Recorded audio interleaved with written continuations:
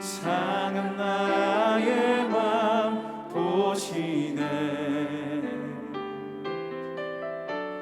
주 나의 눈물 안에 홀로 울던 맘 아시네. 다시 한번 주 나의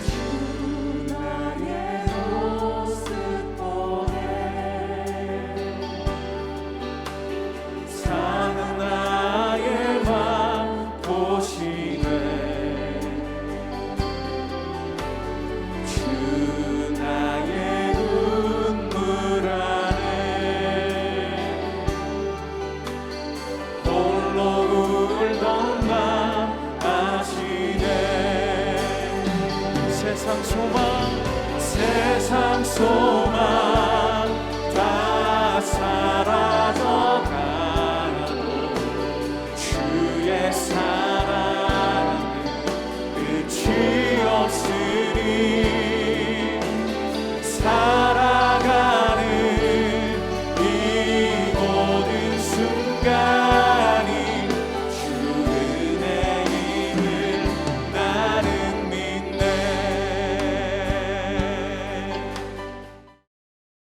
제2장. 형제들아, 우리가 너희에게 구하는 것은 우리 주 예수 그리스도의 강림하심과 우리가 그 앞에 모임에 관하여 영으로나 또는 말로나 또는 우리에게서 받았다 하는 편지로나 주의 날이 이르렀다고 해서 쉽게 마음이 흔들리거나 두려워하거나 하지 말아야 한다는 것이라. 누가 어떻게 하여도 너희가 미혹되지 말라. 먼저 배교하는 일이 있고 저 불법의 사람 곧 멸망의 아들이 나타나기 전에는 그 날이 이르지 아니하리니 그는 대적하는 자라. 신이라고 불리는 모든 것과 숭배함을 받는 것에 대항하여 그 위에 자기를 높이고 하나님의 성전에 앉아 자기를 하나님이라고 내세우느니라. 내가 너희와 함께 있을 때 이 일을 너희에게 말한 것을 기억하지 못하느냐? 너희는 지금 그로 하여금 그의 때에 나타나게 하려 하여 막는 것이 있는 것을 아나니 불법의 비밀이 이미 활동하였으나 지금은 그것을 막는 자가 있어 그 중에서 옮겨질 때까지 하리라. 그때 불법한 자가 나타나리니 주 예수께서 그 입의 기운으로 그를 죽이시고 강림하여 나타나심으로 패하시리라. 악한 자의 나타남은 사탄의 활동을 따라 모든 능력과 표적과 거짓 기적과 불의의 모든 속임으로 멸망하는 자들에게 있으리니 이는 그들이 진리의 사랑을 받지 아니하여 구원함을 받지 못함이라. 이러므로 하나님이 미혹의 역사를 그들에게 보내사 거짓 것을 믿게 하심은 진리를 믿지 않고 불의를 좋아하는 모든 자들로 하여금 심판을 받게 하려 하심이라. 주께서 사랑하시는 형제들아, 우리가 항상 너희에 관하여 마땅히 하나님께 감사할 것은 하나님이 처음부터 너희를 택하사 성령에 거룩하게 하심과 진리를 믿음으로 구원을 받게 하심이니 이를 위하여 우리의 복음으로 너희를 부르사 우리 주 예수 그리스도의 영광을 얻게 하려 하심이니라. 그러므로 형제들아, 굳건하게 서서 말로나 우리의 편지로 가르침을 받은 전통을 지키라.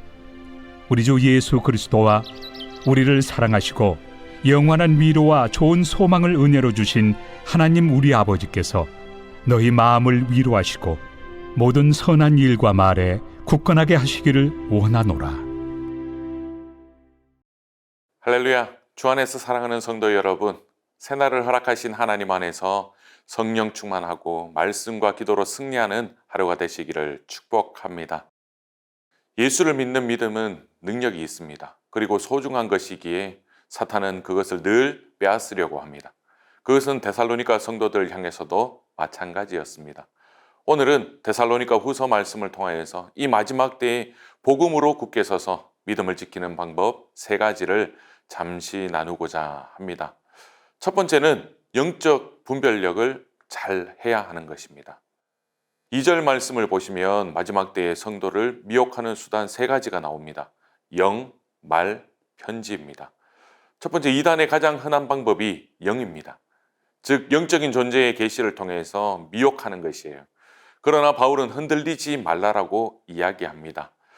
갈라디아서에서 우리가 너희에게 전한 복음 외에 다른 것을 전하면 하늘에서 온 천사나 혹 자기 자신이라도 저주를 받을 것이라고 기록하고 있습니다. 그러므로 미혹되지 않도록 분별하는 지혜가 필요한 것이죠. 두 번째 수단은 말입니다. 이 말은 곧 예언을 말하는 것인데요. 예언이란 성경의 영감과 같이 명료한 것이 아니기 때문에 그 예언의 은사가 늘 분별되어야만 하고 자칫하면 사람의 생각을 말하기가 쉽습니다. 또한 예언을 마치 점장이 점치듯 여길 수도 있고 오히려 그것의 노예가 될 수 있기에 주님은 이것을 기뻐하지 않으십니다. 그러므로 예언의 분별 역시 우리에게 필요한 것이죠. 세 번째 수단은 편지입니다. 바로 성경인 것이죠. 이단들은 자신들의 영과 예언을 성경에 갖다 꿰어 맞춥니다. 그래서 그들은 권위 있는 하나님의 말씀을 마음대로 해석해서 자신들의 입장을 지지하는 그러한 작업들을 하게 되는 것이죠. 본문 2절에 우리에게서 받았다 하는 편지, 이것은 데살로니가 전서를 말하는데요. 바울이 보낸 편지에서 주의 날이 밤에 도둑같이 이른다라는 것을 이야기했습니다. 그런데 그들은 잘못 해석해서 주의 강림이 이제 가까웠다라고 말하는 것입니다. 그래서 일도 안 하고 재림만 기다리며 동요하는 일이 일어나게 된 것이죠. 영으로 보고 또한 예언으로 말하고 더욱이 말씀까지 근거로 해서 흔들어대면 우리는 안 넘어갈 사람이 어디 있겠습니까? 사랑하는 여러분, 우리가 살아가고 있는 마지막 때에는 영적으로 혼란한 때입니다.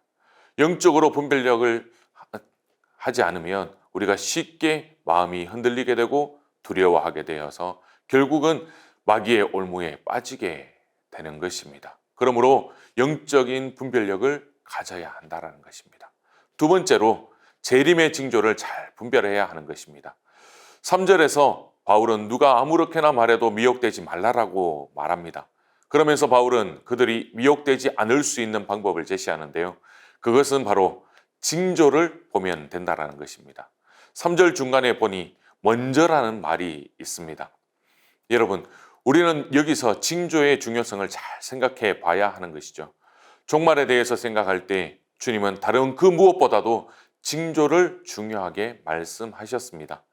그래서 마태복음 24장에서 이미 종말의 때에 거짓 선지자들이 여기 있다 저기 있다 미혹할 것을 예언하셨습니다. 그래서 다른 것으로 인자의 가까움을 판단하는 것이 아니라 바로 징조를 보고 알아라고 말씀하셨습니다. 그러므로 징조를 분별하는 것은 성숙한 그리스도인의 모습인 것이죠. 이 시대가 지금 어떻게 돌아가고 있는가를 잘 관찰해야 하는 것입니다. 주님은 누가복음 12장 56절에서 너희가 천지의 기상은 분간할 줄 알면서 어찌 이 시대는 분간하지 못하느냐라고 책망하시는 것을 볼 수 있습니다. 이 시대의 징조를 관찰할 때 주님의 재림이 가깝게 느껴지시는지요?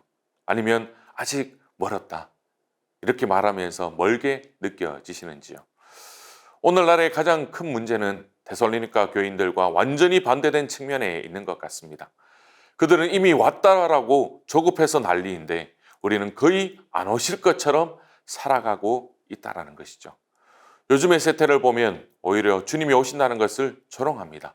그것이 베드로의 기록대로 알 수 있는데요. 베드로후서 3장 3절에서 4절 말씀입니다. 먼저 이것을 알지니 말세에 조롱하는 자들이 와서 자기의 정욕을 따라 행하며 조롱하여 이르되 주께서 강림하신다는 약속이 어디 있느냐?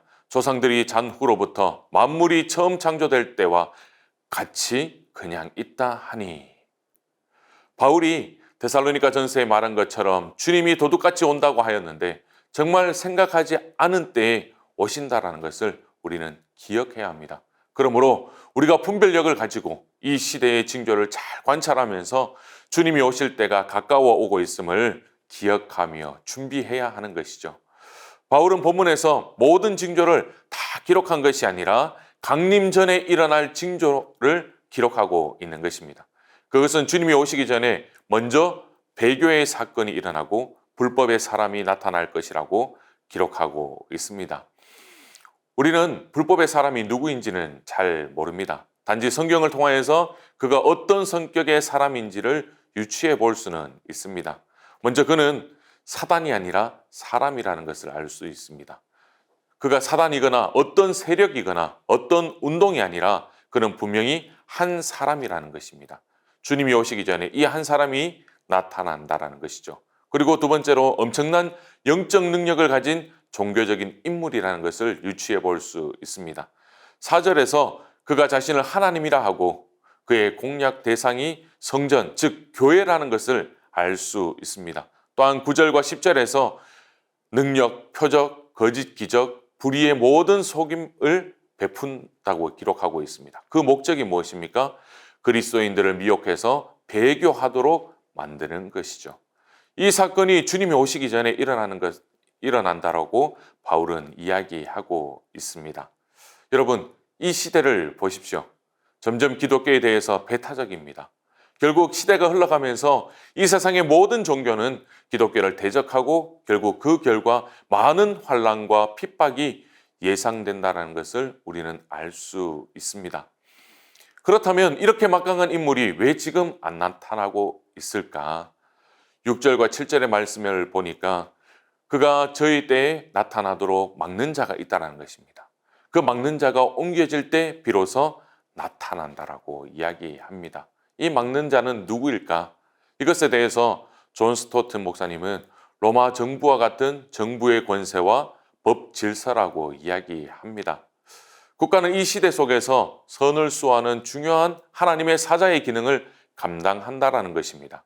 그렇기 때문에 이러한 국가의 기능이 정상적으로 이루어져서 법이 지켜지면 결국 불법의 사람이 함부로 활동할 수 없다라는 것이죠. 오늘날의 국가와 사회가 제대로 기능을 하는 한 이단과 사이비 세력이 그렇게 드러내놓고 활동하지 못한다라는 것입니다. 하지만 점차 국가의 권세가 이 불법의 사람들에게 넘어가면서 이제 불법의 사람이 마음껏 그 정체를 드러내지 않겠는가 하는 것입니다. 그래서 우리는 분별력을 가지고 끝까지 올바른 법제도를 지켜내어야 하는 것입니다. 마지막으로 진리를 사랑해야 하는 것입니다. 막는 자가 옮기우고 불법의 사람이 본격적으로 이적과 유혹을 통하여서 사람들을 멸망의 길로 이끄는 이때에 미혹되어 멸망하는 사람들의 특징의 본문이 무엇으로 묘사하고 있습니까? 10절에 보니까 진리의 사랑을 받지 않아서 구원을 받지 못한 사람이다. 그리고 12절에서 진리를 믿지 않고 불의를 좋아하는 사람이다라고 기록하고 있습니다. 한마디로 말하면 진리를 싫어하는 자들은 모두 다 미혹된다라는 말씀입니다. 그런데 구원받은 이 데살로니가 교인들은 어떤 사람들이라는 것입니까? 13절에 진리를 믿음으로 구원을 받은 사람이다. 14절에서 복음으로 부름을 받은 사람이라고 말을 하고 있습니다. 마지막 때에 미혹되느냐 미혹되지 않느냐는 무엇으로 결정되는 것입니까? 그것은 바로 진리를 얼마나 사랑하느냐, 그리고 그 진리를 믿고 얼마나 받아들이느냐는 것입니다. 우리가 얼마나 교회를 열심히 다녔고 많은 기적으로 체험한 것과는 상관없이 우리가 교회 안에 있는 진정한 이유가 바로 복음 때문이며 참 진리이신 그 예수 그리스도를 사랑하기 때문이라고 하는 이 중요한 부분에서 합격하지 않는 모든 자들은 다 미혹되어져서 배교의 길로 갈 것이라는 말입니다. 어디서 기적을 행한다면 이리저리로 몰려드는 성도들은 다 미혹되어질 것입니다. 분명 바울은 3절에서 먼저 배교하는 일이 있다라고 예언하였습니다. 따라서 이러한 마지막 때에 우리는 어떻게 살아가야 합니까? 15절 말씀에 굳게 서서 말로나 우리 편지로 가르침을 받은 전통을 지키라는 것입니다. 이 전통이 무엇입니까? 성경, 즉 하나님의 말씀입니다. 오직 이 말씀을 굳게 지키고 사랑하는 자들만이 살아남는다라는 것이죠. 사도들이 가르쳐준 그 진리의 토대 위에만 서 있으라는 겁니다. 든든히 서 있을 때 승리할 수 있다는 것입니다. 사랑하는 성도 여러분, 하나님이 진리로 사람들을 구별하는 것은 당연한 것입니다. 왜냐하면 천국이 천국되는 이유는 바로 하나님의 말씀 때문인 것이죠. 거기는 오직 하나님의 말씀이 다스리시고 통치하시는 나라이기 때문입니다. 거기에 합당한 백성들은 모두 그분의 말씀을 사랑하는 사람들입니다. 진리를 사랑하는 자들입니다. 이 마지막 때에 우리는 더욱 하나님의 말씀으로 복음으로 우리 자신을 세워가야 하는 것입니다. 그래야만 우리는 예수 그리스도를 바르게 닮아갈 수 있습니다. 또한 그래야만 우리는 목자의 음성을 분명하게 또한 바르게 들을 수가 있습니다. 또한 말씀을 통하여서 더욱 세상의 군사를 빼고 주님을 닮아가는 일을 계속 해야 하는 것이죠. 말씀에 무지하기 때문에 우리는 미혹되는 것입니다. 그렇기 때문에 말씀에 집중하는 삶을 살아가야 하는 것입니다. 매일 말씀을 읽고 큐티를 생활화할 수 있기를 바랍니다. 또한 교회에서 진행하는 말씀의 훈련의 자리에 나오시기 바랍니다. 그렇게 할 때 미혹되지 않을 수 있습니다.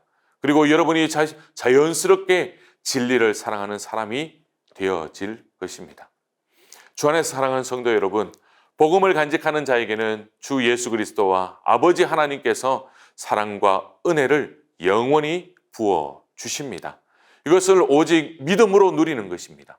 저와 여러분이 하나님의 백성이요, 자녀요, 제자요, 증인으로 부름받은 것을 늘 기억하면서 오늘 이 하루를 복되게 사시길 주님의 이름으로 축복합니다. 이제 말씀을 기억하시면서 함께 기도 제목을 읽고 기도하도록 하겠습니다. 거짓 영과 예언과 잘못된 가르침에 미혹되지 말게 하시고 시대를 분별하며 진리를 분별할 줄 아는 지혜를 주소서. 진리를 사랑하는 마음, 말씀을 묵상하는 심령을 우리 가정에 부어주셔서 주님의 재림을 예비하는 삶을 온전히 살게 하소서. 우리 안에 성령으로 충만하게 하셔서 주님을 사랑하는 마음으로 미혹의 시대에 영적으로 무장하게 하여서 세상을 이기는 더사랑의 교회가 되게 하소서. 기도하겠습니다.